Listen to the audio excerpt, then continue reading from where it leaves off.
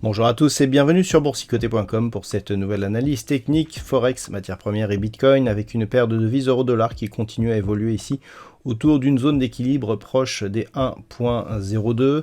On a ici cette zone de résistance ici à 1.0260, une zone de support à 1.0120 et donc actuellement on oscille proche sur des niveaux proches de la médiane de cette zone de range avec donc une dynamique qui s'est totalement neutralisée d'un point de vue très court terme mais d'une tendance qui globalement reste baissière d'un point de vue moyen terme. Donc pas de changement aujourd'hui, assez peu de volatilité sur cet actif sur cette séance, donc zone d'alerte à la baisse 1.0120 et à la hausse 1.0260.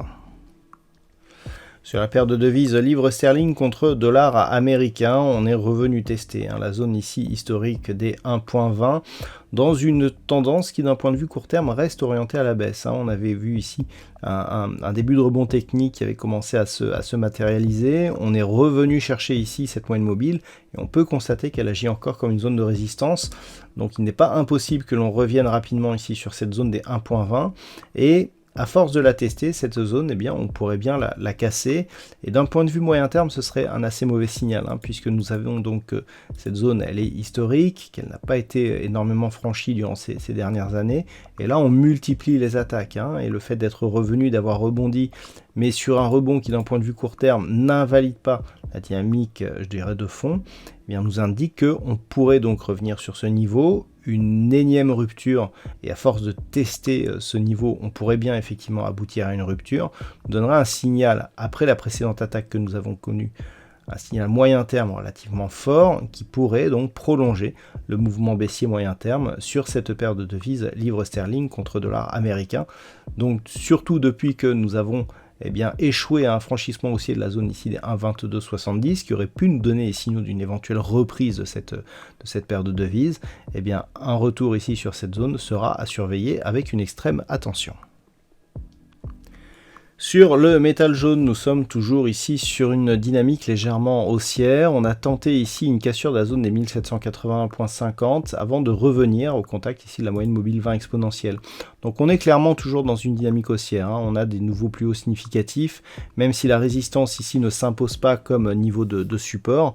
Le fait que l'on reste ici sur cette moyenne mobile nous indique que la reprise ici pourrait nous donner l'inscription de nouveaux plus hauts significatifs. Donc on attend une cassure haussière de la zone des 1800 $ l'once. D'un point de vue global, on voit que d'un point de vue moyen terme, on est toujours ici dans une dynamique baissière. Il faudrait au minimum revenir sur la zone des 1880 $ l'once pour changer l'orientation de cette tendance moyen terme. Toujours est-il que la cassure ici est le test de cette zone des 1780,50 par rapport à ces précédentes phases ici où ce niveau avait été validé comme support, va plutôt dans le sens au moins d'un affaiblissement de la dynamique baissière moyen terme que je viens d'évoquer.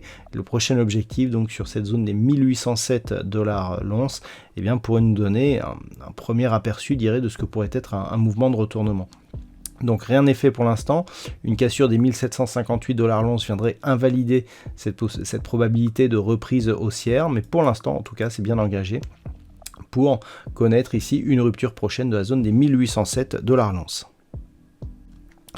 Sur le pétrole, les niveaux que j'avais donnés en cas de rupture ici de la zone des 93,50 jouent bien leur rôle. On avait donné ici ce niveau des 88 $ le baril. Lorsque l'on se rapproche, on peut constater que ce niveau a été enfoncé, qu'on s'est stabilisé au-dessus de cette zone et que l'on connaît ici un petit rebond technique. Donc pour l'instant, on reste dans une dynamique baissière. On a de multiples contacts ici sur la bande de Bollinger inférieure.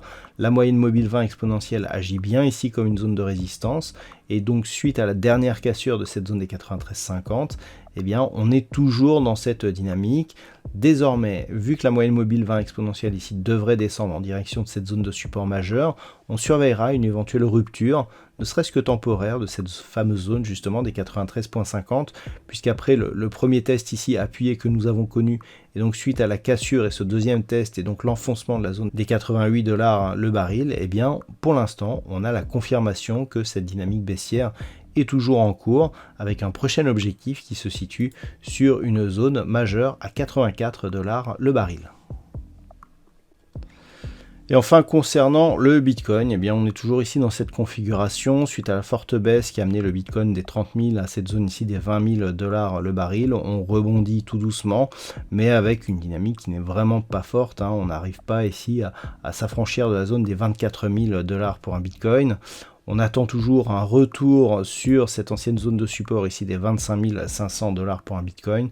Donc un rebond qui n'est pas assez puissant pour invalider le mouvement baissier dans lequel nous sommes, vu la force du rebond, alors que la crypto-monnaie a perdu ici un tiers de sa valeur en quelques jours.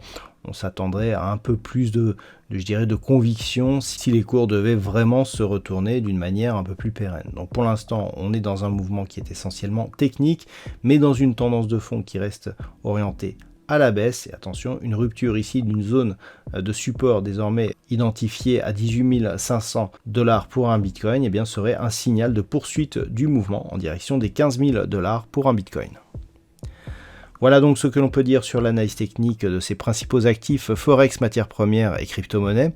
Je vous souhaite de passer une très bonne soirée. On se retrouve dès demain pour d'autres analyses techniques, toujours sur le site boursicoté.com.